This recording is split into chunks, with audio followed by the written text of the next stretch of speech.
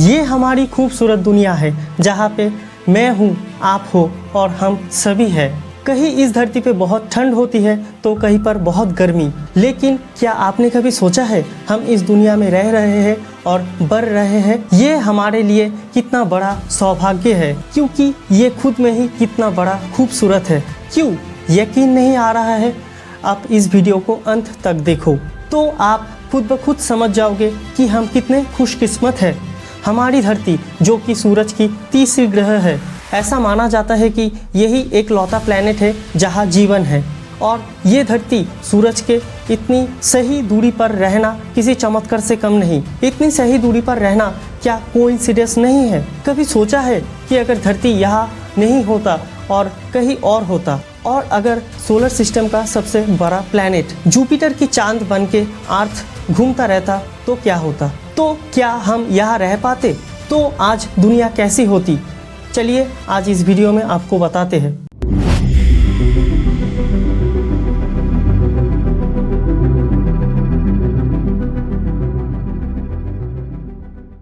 नमस्कार, मैं हूँ आकाश।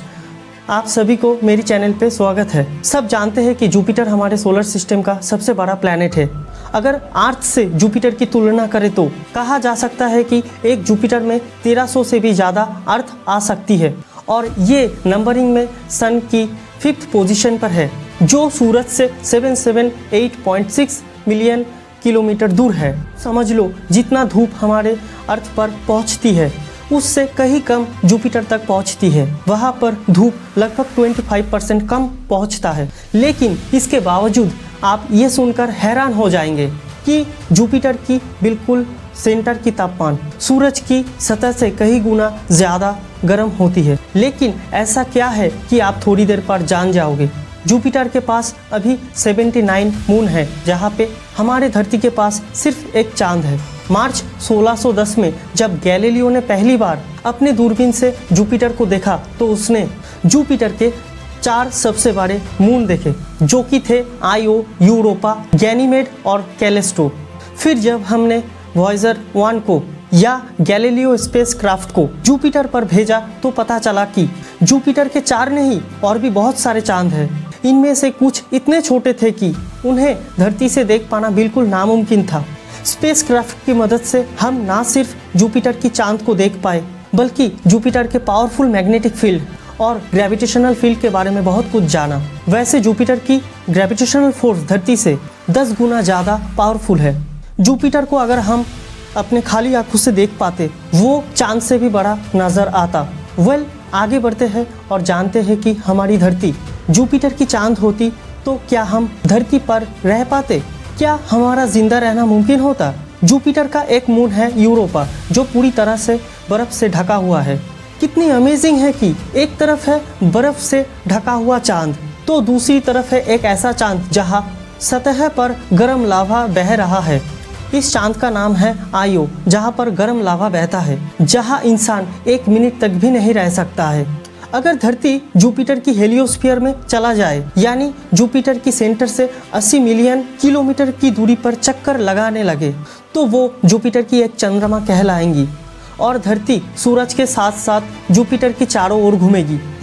मैंने आपको पहले भी बताया है कि सूरज से जुपिटर की दूरी 77.85 मिलियन किलोमीटर है, जो कि सूरज से धरती की दूरी से 5 गुना ज़्यादा है। इसीलिए जुपिटर में सूरज की रोशनी कम पहुंचती है और सतह बहुत ठंडी होती है। अगर हम वहां रहते तो हम देख पाते 25% कम रोशनी और कम गर्मी मिलती। और जैसा मैंने कहा कि जुपिटर की मैग्नेटिक फील्ड बहुत पावरफुल है, जो शायद सूरज की हानिकारक रेडिएशन से धरती को बचा सकता है। लेकिन जुपिटर की हानिकारक रेडिएशन से कौन बचाएगा? आपको बता दूं कि जुपिटर की मैग्नेटिक फील्ड से निकलने वाली भयंकर रेडिएशन धरती की रेडिएशन की तुलना में 1000 गुण ज़्यादा पावरफुल है। इससे बचने के लिए हमें धरती में पाताल के नीचे शेल्टर बना के रहना पड़ेगा। लेकिन क्या हम फिर भी जिंदा रह सकते हैं?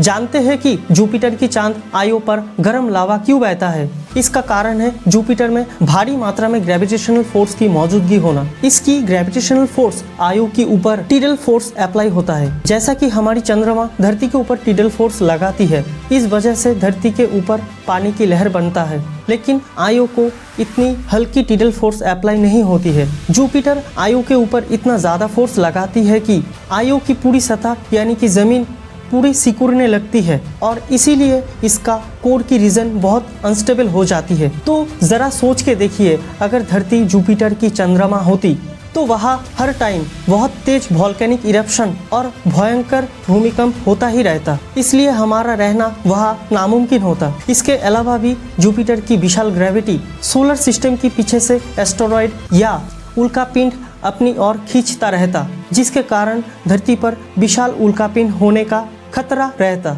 बस यही वजह किसी भी पूरी प्रजाति को खत्म करने के लिए काफ़ी है। 66 मिलियन साल पहले सिर्फ एक उल्कापिंड चिक्सलूप एस्टेरॉयड गिरा था और पूरी डायनासोर जैसी स्पीसीज खत्म हो गई थी।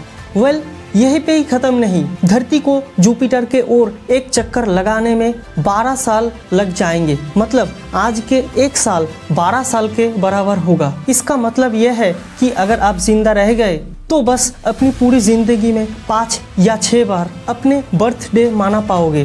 तो इसीलिए साइंटिस्ट अभी कह रहे हैं धरती अभी जिस पोजीशन में है बिल्कुल परफेक्ट है।